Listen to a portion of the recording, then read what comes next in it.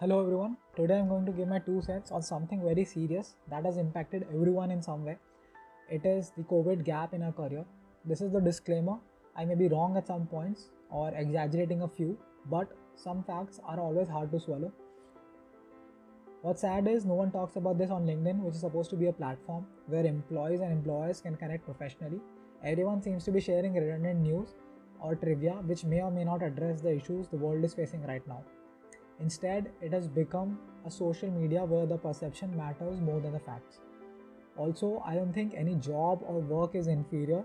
I believe anything that brings food to your home should be respected. I hope my message of understanding self worth overshadows other nuances.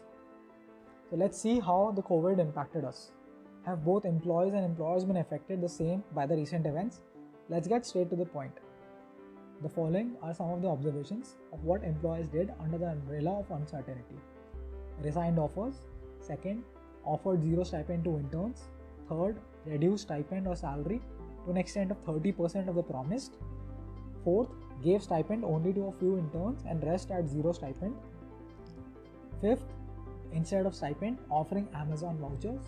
Sixth, delay joining dates indefinitely. Seventh, resigned offers after 4 months. 8. Early startups offering no salaries but just stock options. Yet this did not stop them from announcing to the world that they were ready to face this pandemic with all they could.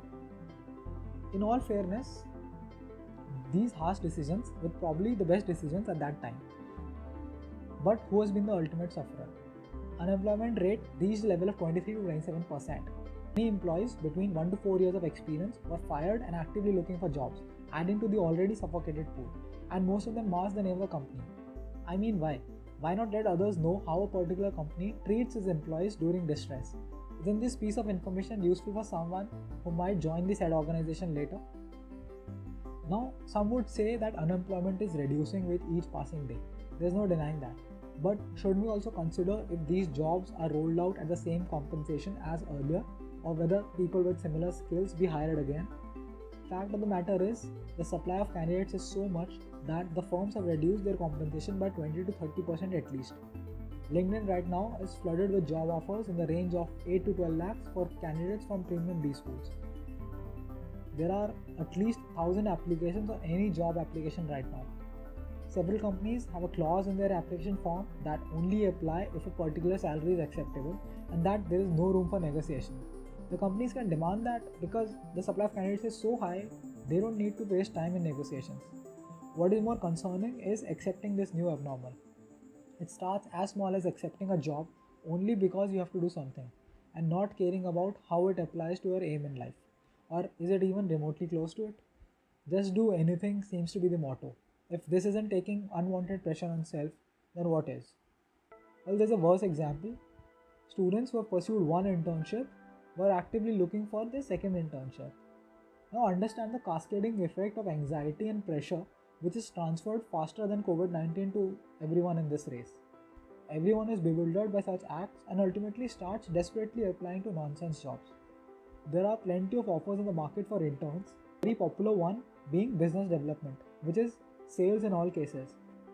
And here's a fun fact, let's say you get a target of closing let's say around 30 sales in your internship, for which the company could get a revenue of around 1 to 2 lakh rupees, and you worked 7 to 8 hours 5 days a week for 2 months. Now I don't need to say how much stipend was offered for this, but don't you feel exploitation is camouflaged under the banner of part-time work here?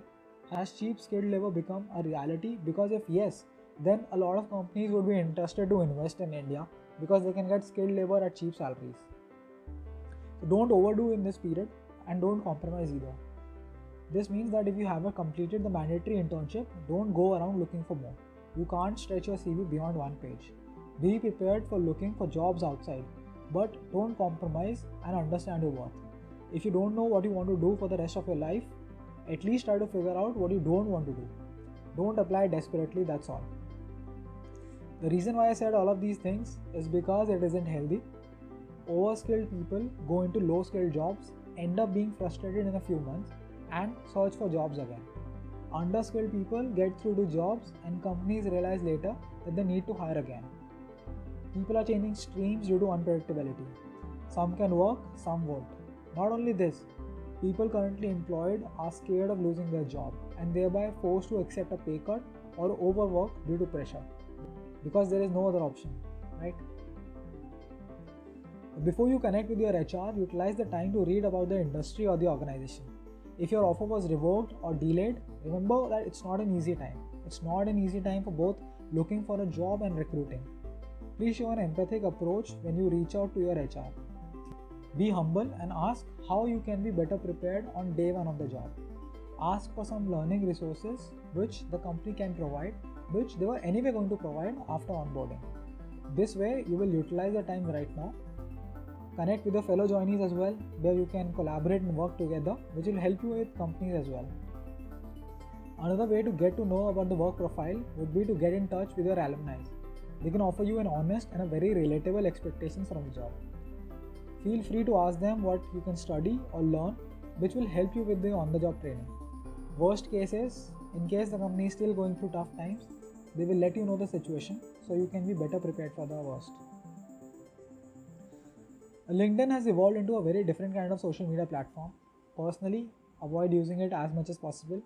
Social media has always been a platform for comparing our social lives in terms of lifestyle, and with LinkedIn, we often tend to compare our professional growth as well. This effect can be on a wide spectrum from thought-provoking to pressuring.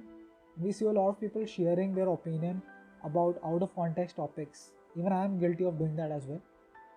I see people posting daily about topics, bombarding with information as part of their personal branding campaign. But to a normal user, is that information relevant? I doubt. If anyone wants to publish content as part of their personal branding campaign, I suggest following a trajectory similar to industry stalwarts. The way out of context information overload is hampering, and it's time we maintain a social distance from it as well. Certificates are no longer a parameter to test someone's knowledge, and the only certification you will ever need in life is your MBA degree. No other certificate in comparison to it will be useful. So stop running behind writing fake answers to Coursera in order to get 10 certificates. What I mean, instead of completing a course on Coursera or Udemy, you should learn how critical things are done, which you can also learn from YouTube videos. This has worked perfectly for me.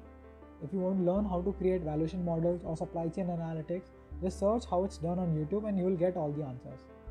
Some other easy skills to acquire are digital marketing, statistical analysis, R, Python, marketing analytics for customer lifetime value, competitive strategy in startups. There are plenty of videos available on YouTube and you can learn all of this within 1 hour.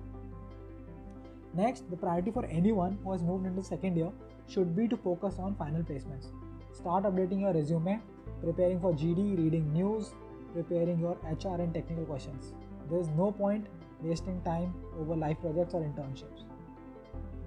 But assuming you've completed the mandatory internship, another one won't help you much. But if you're interested in the role and there might be a possibility of permanent offer being rolled out, do pursue it.